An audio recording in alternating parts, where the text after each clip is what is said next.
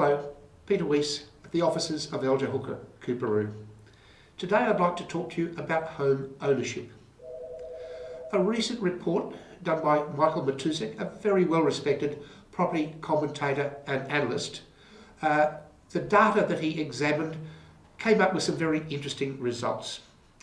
In the 1980s, ownership rates throughout Australia, firstly in the 25 to 34-year-old group, represented 65%, and then in the 35 to 45-year-old group was as high as 75%.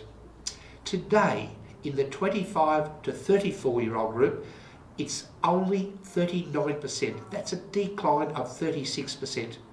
In the 35 to 45-year-old group, it's down to 57%, or a decline of 24%.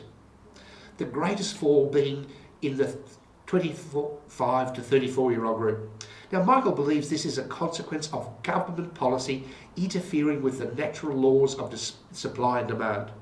In 2001, we had what was called the First Home Owners Grant.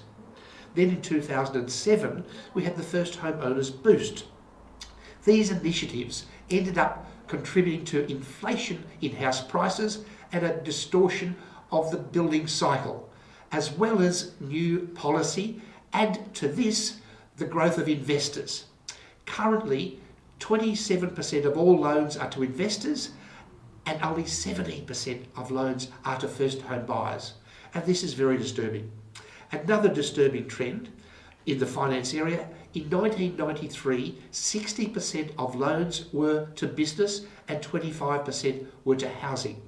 Today, 60% of loans are to housing and only 30% to business.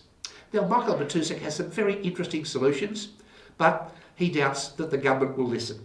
Hope you found this of interest. Bye for now.